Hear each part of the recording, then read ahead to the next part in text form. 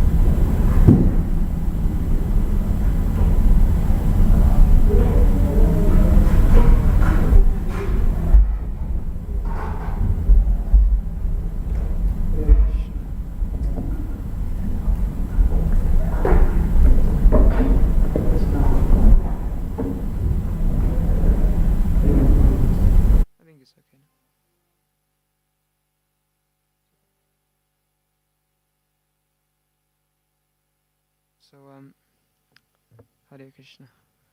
So we'll sing a bhajan, Yashomati Nandana, because it's same as Radha Madhav. And tomorrow is also Govinda Maharaj's disappearance day, and he loved bhajans.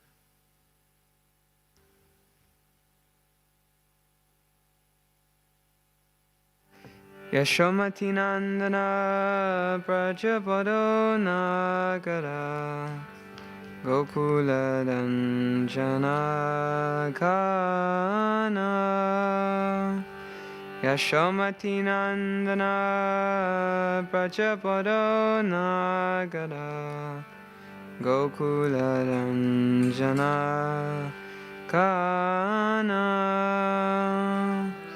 Gopi Paranadhana Madana Manohara Gopi Paranadhana Madana Manohara Kalyadamana Vidana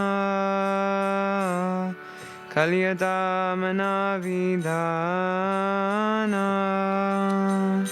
Amala Harina Mamiya Vilasa Amala Harina Mamiya Vilasa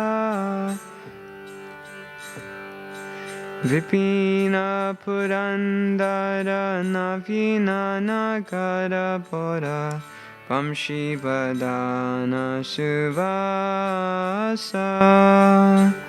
Vipina Purandara Navina Nagara Pora Vamshi Badana Suvasa Vajajana Palana Asura Kulana Sana Vajajana Palana Ashura Kulana Shana Nanda Godana Rakawala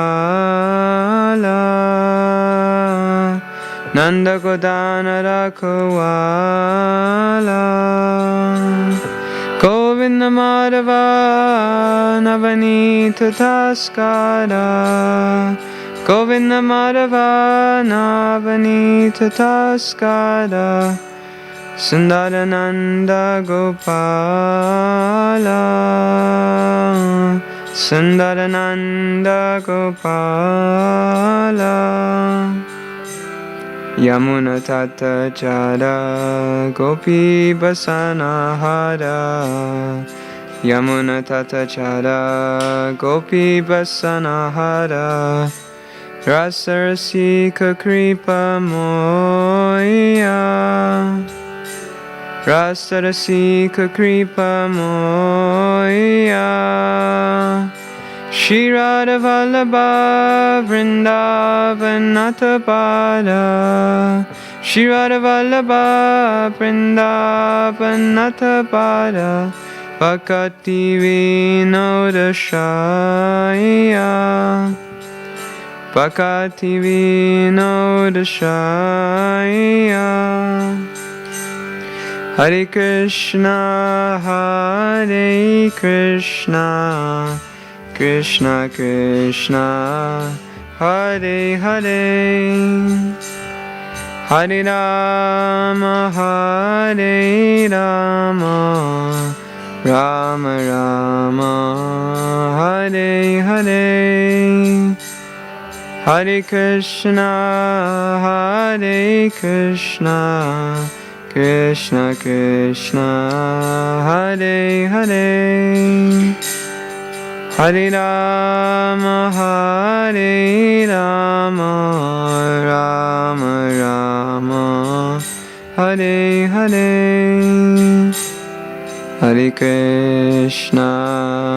Hare Krishna Krishna Krishna Hare Hare Hare Rama Rama Rama Hare Hare Hare Krishna Krishna Krishna Hare Hare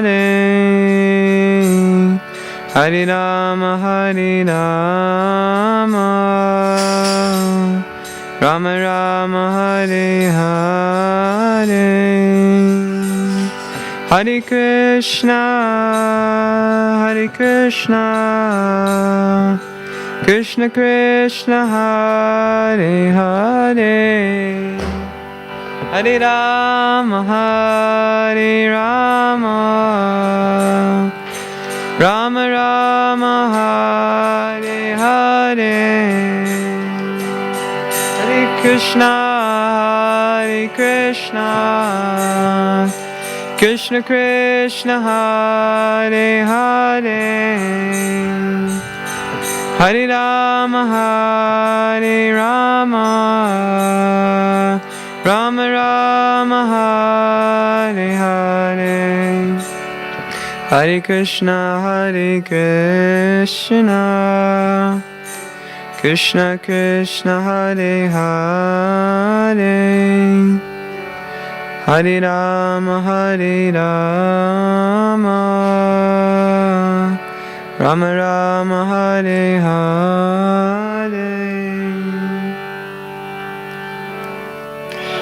Jaya Prabhupada, Jaya Prabhupada, Prabhupada, Srila Prabhupada.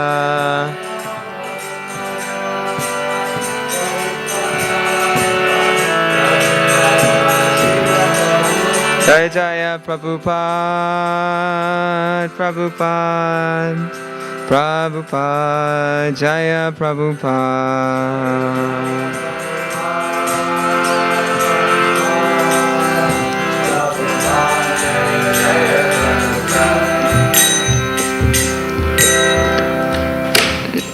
Srila Prabhupada ki jai. Om Namo Bhagavate Vasudevaya.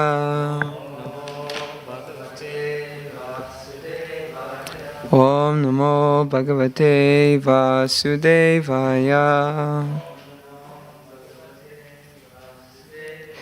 Om Namo Bhagavate Vasudevaya.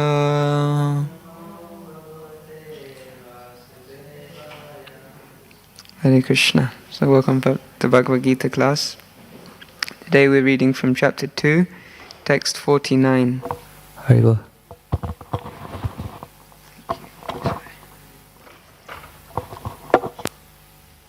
So you have the verse ready, we can do recitation. You ready? Text 49, chapter 2, text 49.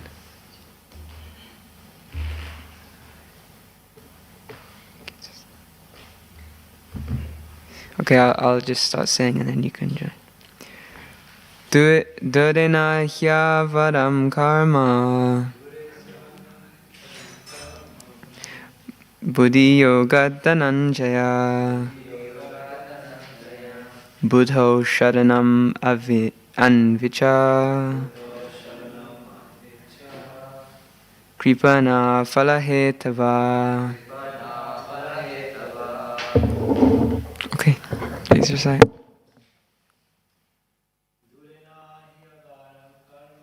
Durena hyavaram karma Buddhi yoga dhananjaya Buddho sharanam anvicha Kripana falahetava. Durena hyavaram karma Buddhi yoga dhananjaya Buddho sharanam vincha Kripana falahetava. Okay, word for word. Durena, discard it as a long distance, at a long distance. He, certainly. Avaram, abominable. Karma, activity. Buddhi yogat, on the strength of Krishna consciousness. Dhananjaya, O conqueror of wealth. Buddho, in such consciousness. Sharanam, full surrender. Anvicha, try for. Kripana, misers. Falahetava, those desiring fruitive results. Translation and purport by His Divine Grace, A.C. Bhaktivedanta Swami Srila Prabhupada. Srila Prabhupada ki jai. Translation. O Dhananjaya, keep all abominable activities far distant by devotional service, and in that consciousness surrender unto the Lord. Those who want to enjoy the fruits of their work are misers. Purport. One who has actually come to understand one's constitutional position as an eternal servitor of the Lord gives up all engagements save working in Krishna consciousness. As already explained, Buddha Yoga means transcendental loving service to the Lord. Such devotional service is the right course of action for the living entity.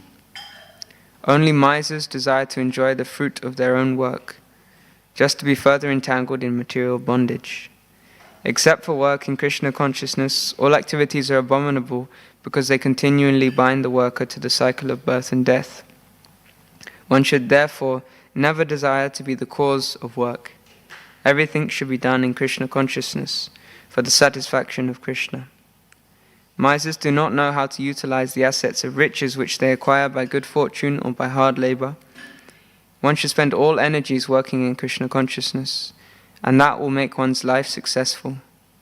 Like misers, unfortunate persons do not employ their human energy in the service of the Lord.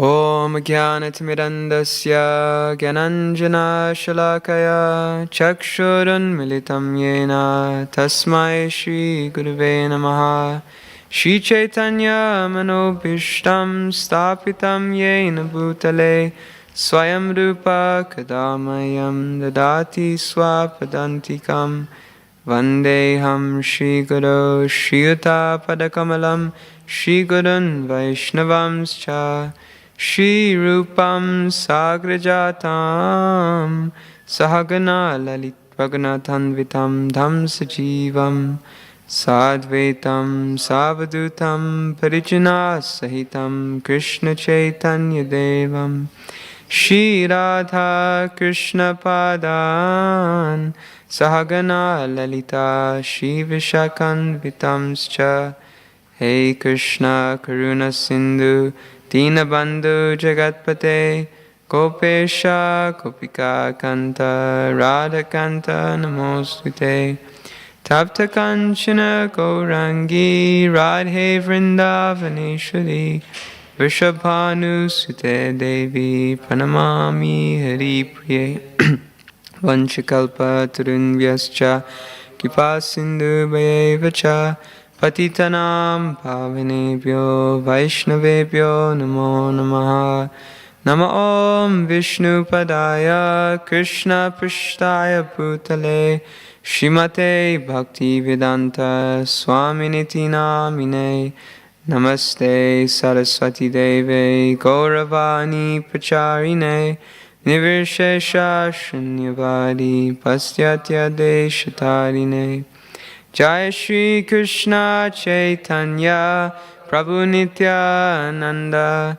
Shri Advaita Gadadhara Shiva Sadi Gaura Bhaktavrinda Hare Krishna Krishna Krishna Hare Hare Hare Rama Rama Rama Hare Hare. Hare Krishna. So just to repeat the verse, Krishna is saying, O Dhananjaya, keep all abominable activities far distant by devotional service, and in that consciousness surrender unto the Lord. Those who want to enjoy the fruits of their work are misers. So, Hare Krishna, welcome. I didn't have much time to prepare, which is maybe a good thing, because normally what I like to do is read the verse in the purport and then take like one topic and then expand on that. But now I'm being forced to maybe just go more through the purport and try and expand just on Prabhupada's points, which is probably more the idea of the Bhagavad Gita class anyway. So yeah, it's good. I'll just try and take a few points from the verse and the purport and elaborate on them a little bit. And also tomorrow is the disappearance of Srila Govinda Maharaj and the appearance of Bhaktisiddhanta. And so tomorrow's class will be about Bhaktisiddhanta, but I thought maybe we could use maybe a short little time at the end as an opportunity to hear something about Govinda Maharaj, seeing as we probably won't hear so much about him tomorrow in class. So I just got a few things which we can speak about at the end on him. So yeah, the main point in this verse is that if you want to enjoy the fruits of your work, you're a miser. So, what do we gain by trying to enjoy?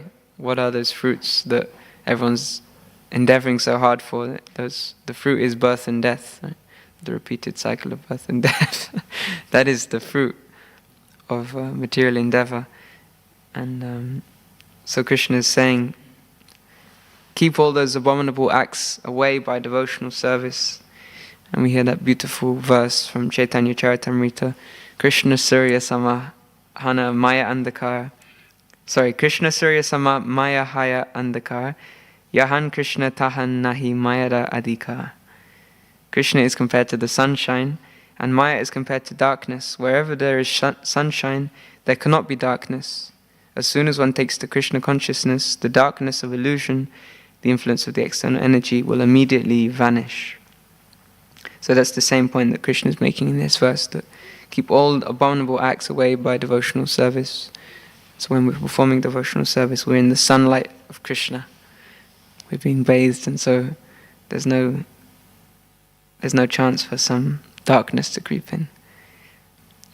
And it's an interesting point Prabhupada makes in the purport. He says that all activities except work in Krishna consciousness, all activities are abominable because they continually bind the worker. So I was thinking this is an interesting point. He's saying that everything is abominable outside of Krishna consciousness.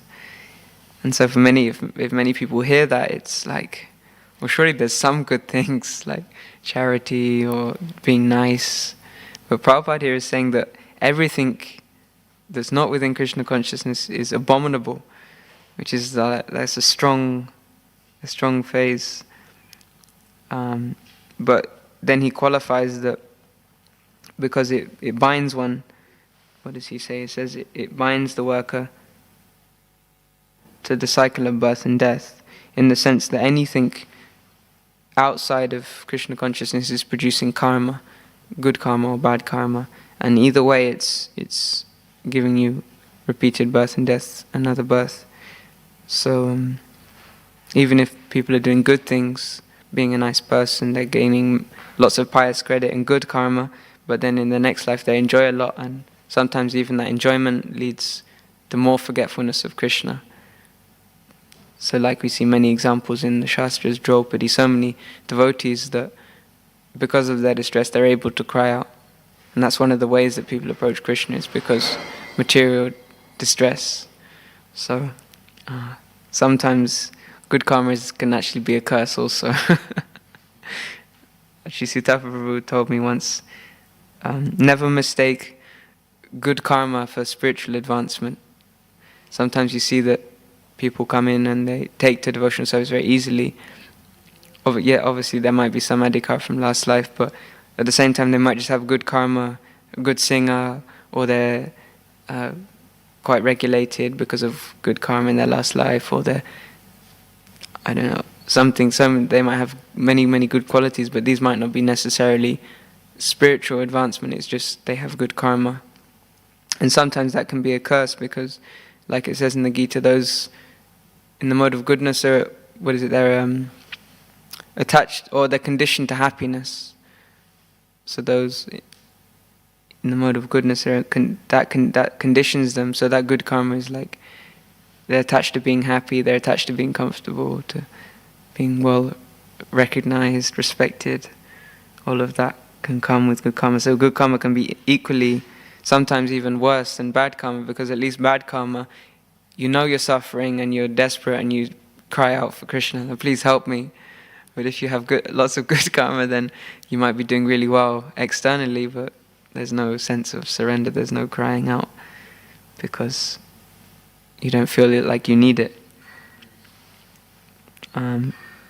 So I actually looked up the definition of a miser, because it's not really a common word these days, and the definition says that someone who has a great desire to possess money and hates to spend it, sometimes living like a poor person because of this. And it's interesting, no? And then Prabhupada says that, he says towards the end of the purport that Like misers, unfortunate persons do not employ their human energy in the service of the Lord. So many of us also are misers with our whole existence. Like we have this opportunity, we have this wealth, huge wealth that's been given to us, human form of life, and not just a human form of life, Krishna consciousness. And yet we're not utilizing that wealth. Therefore we become misers, we're not willing to spend our money, and we force ourselves into miserable conditions. Like the miser, he has so much in his bank, but he won't spend one penny on a new hat. So we're the same. We have a huge bank of wealth there in the Krishna consciousness, in the human form of life, and yet we're not willing to spend one penny. And then we put ourselves through unnecessary misery without taking to Krishna consciousness. And it's interesting, people feel like when you tell someone about the word surrender, it immediately brings about this kind of conception in people's mind that it means I'm losing out, right? So I'm going to lose my identity, I'm going to have to give up all the results of all my work, there'll be no enjoyment. So when someone is told to surrender, it can feel quite kind of, it's a hard thing, it's a heavy thing, because it feels like you're losing out. But then in Krishna consciousness, surrender is actually the opposite. We're surrendering, yes, we're surrendering certain things, but actually Krishna is constantly thinking of how to give pleasure to his devotees. Right, so the residents of Vrindavan are enjoying more than Krishna, because he's constantly meditating, okay, how can I serve my devotees? How can I give pleasure to my devotees? So they're enjoying more than him. So actually when we surrender to Krishna, we're not losing out on anything, we're gaining so much more. And the servitude itself, not that we're doing devotional service to gain something, but the servitude itself is so pleasurable that the Lord himself comes as Lord Chaitanya to experience that. Lord Nityananda also, they come to experience that bliss of service. They like it so much that they have to taste it themselves. And so many incarnations take the position of servants. We hear through the Bhagavatam, Krishna is constantly putting himself subordinate to his devotees to taste that service which is so relishable if it's done in the right mood. So yeah, also not just Krishna comes to experience service, but also the Nitya Siddhas, they come to experience service to Krishna. And like I said, tomorrow is a big day. We have two of those kind of personalities coming. And so tomorrow is the appearance of Bhaktisiddhanta and the disappearance of Gaur Govinda Maharaj. And there's one interesting statement by Narottam Das Thakur in one of his bhajans. He says, Gauranga Sangigane Nitya Siddha Korimane Se Jai Brajendra Sutta Bhai. Simply by understanding that the associates of Lord Gauranga are eternally free from material contamination, one can immediately be promoted to the transcendental abode of Lord Krishna. Now that's quite an amazing statement. Simply by understanding that the associates of Lord Gauranga are eternally free from material contamination, one can immediately be promoted to the transcendental abode of Krishna. So just by hearing about these devotees, these eternal associates, is enough to qualify us to go back home, if we have faith in them, in those representatives, if we simply follow their instructions, get their blessings. And that's because they're on such a state of devotional service, they are controlling Krishna. Like we hear with Mother Yashoda and so many other devotees, Krishna actually becomes completely dominated, controlled by this love, this pure love, this wealth of love that these devotees possess. So Bhaktisiddhanta Gaur Govinda Maharaj, they also possess this wealth of love and this control over Krishna, because he's subordinate to them, he's controlled by that love. And so if they tell Krishna, okay, there's this person, he's not really qualified, but anyway, please just bring him back, then Krishna can't do anything, he can't say no, because he's controlled by them. So if we get there, like Prabhupada is quoted often, Prabhupada said, I have the back door key, right? Because Krishna, he can't say no to his devotees who have such pure level of love. So if we get their favor, then we're guaranteed Krishna's mercy on their behalf. So I thought I could maybe say a few things about Bhaktivedanta Manor, seeing as tomorrow the class will focus about Bhaktisiddhanta. And but yeah, maybe we can have the opportunity now to hear a little bit about him and maybe build some meditation for tomorrow on how to get his mercy. So he was a disciple of Srila Prabhupada, of course, and he was actually born into a Vaishnava family, a long lineage of Vaishnavas coming all the way back from Chaitanya Mahaprabhu's time. And they were very, very devout Vaishnavas. They had the family deity Gopal. And there's a wonderful book actually that describes all the pastimes of Gopalji, which is really very sweet. It describes how this deity is passed down through the family, and each member has different relationships and pastimes with the deity. Very active, very sweet. And yeah, it's passed down all the way down to Bhaktivedanta Maharaj. And he I don't know where the deity is now actually, but he it came down to him, and as a child he served this deity very, very devoutly. He was very serious. He wasn't like the other kids. He was a very, very serious devotee. He was very devout to serving Gopalji. And and throughout his life he was just cultivating devotional service from very, very young. But he had to maintain his family, so he got an education, he took to work, but his heart wasn't really in it. His meditation was a desire to renounce, to leave family life, and to just serve Gopalji, to serve Chaitanya Mahaprabhu and the mission without any other attachments. And so he would pray to Gopalji regularly. He would pray, please give me this pure love and let me just distribute it around the world, and let me be free from any attachments.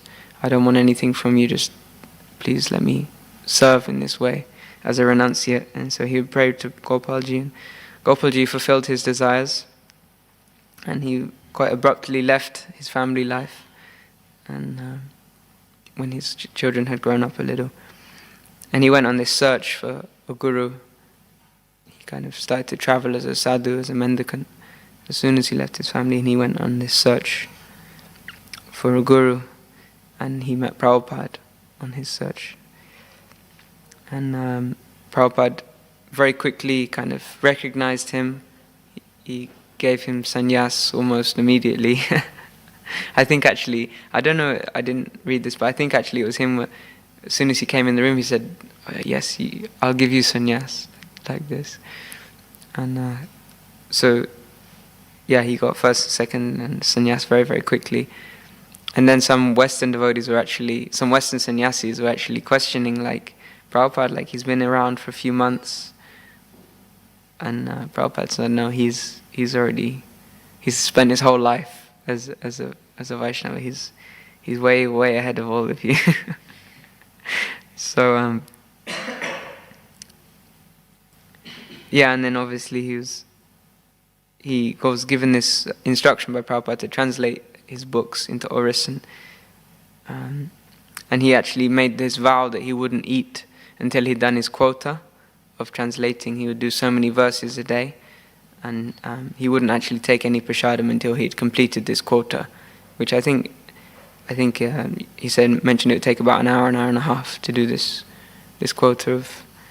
But they were saying he would also do this while he was traveling as well. So sometimes that would mean that he would take a long flight during the day. He wouldn't get to his destination at night until nighttime, and still he hadn't done his translation work. So he would fast all day until the evening, and then he would do his hour and a half of translating, and then finally after that he would take prasadam. And actually sometimes it happened that it would be like a day and a half or something where he didn't manage to get his one time his servant accidentally locked the books in his suitcase, and then they went on this flight and he lost the key to this suitcase, and so then I think they were going to Gita Nagari from somewhere, and Maharaj was just fasting. He said, I can't take prasad, and this is my vow until I do the translation. I think it was a day and a half later or something, they managed to open this. When he got to his destination, they managed to open the case, and he did his translation, he took prasad. So this is this is the sort of thing you hear from Lord Chaitanya Mahaprabhu's associates, and these kind of crazy vows that devotees take, and just complete dedication to his service. So Prabhupada also gave him the instruction to construct a temple in Bhubaneswar, and they got this donation for a piece of land which was like miles out the city, completely just a wilderness, infested with snakes, these elephants, type whatever, and they got given this land, and Gogovinda Maharaj decided to straight away move onto this property. He said, this is the land, and immediately he just moved on. And then there was no residence there was no accommodation, but there was a small hut where some workers stayed, some like construction worker or something like that, very kind of not Vaishnavas, you can say that, and he actually stayed with them, and he would share a room, whatever, their facilities, and he would do his service and try and preach, and one time one person came to assist him in his service, and he was staying in this, and he was saying, Maharaj, you're staying in this kind of place, and how can you do that? And he said, no, this is what the place that Prabhupada has given me, so I'm happy to stay here, more than happy. This is the best place in the world. And then finally they erected a small hut, and he did his bhajan, his translation and preaching in this small hut on this wilderness. And actually Prabhupada came to Bhubaneswar and stayed for a while with Maharaj. Even while it was very, very, still he was living just in a small mud hut. And Prabhupada actually, he loved it. He loved being there with Gogovinda Maharaj. He would do his translation. They built Prabhupada a small separate mud hut. I think Shrita Kirti Prabhu tells, he was with Prabhupada at the time, he tells kind of about this, and he says he couldn't bear it, but Prabhupada absolutely loved it. He said, this is great. And yeah, Prabhupada kind of predicted, okay, this will be, in the future this will be right in the city center, even though at the moment it's miles outside of the town. And actually you can see now that has come true. If you go there, I had the fortune to go there, and it's just right in the highway, right in the center of it also. Prabhupada's words came true. And he got 3 instructions from Prabhupada as well. Prabhupada, according to Gogovinda Maharaj. So he gave them these 3 instructions. He said, number 1, show everyone, or show the devotees, that everything is within my books. So show that everything is within Prabhupada's books. That was his first instruction. Then the second instruction was show that everything is within ISKCON, and there's no need to go outside of ISKCON to receive. Everything is there. And we can see how he did that. He gave these amazing kathas, Bhagavatam lessons for 3 hours, and bhajans, and he was giving like such a different style from anyone else. It was full on, katha, like the old days, like when you hear about Chaitanya Mahaprabhu, these kathas, this Gogovinda Maharaj was like that. So anyway, fulfilling that definitely. And then the third instruction was preach to the preachers. Prabhupada told him to develop the devotees, support the devotees, and so these were the 3 instructions that he got, and obviously perfectly fulfilled them. And then just to finish off, we're coming towards the end. He in his disappearance was very many other mystical things happened during his life. There was some time in Mayapur where he was showing ecstatic symptoms and people couldn't understand, and many other things happened that obviously show he's not an ordinary soul. And then his disappearance was also very special. I was just speaking upstairs and to Srinivas, and Srinivas said, I was there. I was like, what? Srinivas, yeah, I was there. He was giving class when he left his body. I was like, what? And Srinivas was there, and Srinivas also said he had the opportunity to serve Maharaj and things. So amazing, no? And so anyway, his disappearance was it was actually on Bhaktisiddhanta's appearance day, which is tomorrow also. And in the afternoon of that day, two senior devotees came and inquired from him about. They asked, why is Lord Chaitanya? Why did he make his base Jagannath Puri? And what is the kind of relationship between Jagannath Puri and Vrindavan? Why didn't he go to Vrindavan? And so Maharaj then started to describe these very, very, very enthusiastically. He was describing this separation from Radharani. Krishna was feeling, and he was describing all these pastimes of how Krishna took the form of Jagannath and feeling this ecstatic separation. And he got so overwhelmed by telling these pastimes, he kind of faltered and couldn't continue. He became overwhelmed by this, and he just kind of, as you know, he kind of lost consciousness, and then he said, just start kirtan to the devotees around. And he asked for a photo of his deity Gopalji, and as the kirtan was going on in that state, he just left his body like that. So what more can you say? Govinda Maharaj ki jai. We're coming to the end, so we can also finish that. Srila Prabhupada ki jai. If there's any questions, comments, more stories you'd like to tell about Govinda Maharaj or Bhaktisiddhanta Saraswati, or anything? No? There's not much more you can say after after hearing about the pure devotee leave the world. So we can pray for him for entrance in the back door, like we discussed, like Prabhupada said, and all the pure devotees have that key. So we have the great opportunity tomorrow, Bhaktisiddhanta Saraswati Thakur and Govinda Maharaj, to pray for them, mercy. And yeah, Hare Krishna. Jai. Srimad Bhagavad Gita ki jai, Srila Prabhupada ki jai, Gaura Bhaktavinda ki jai.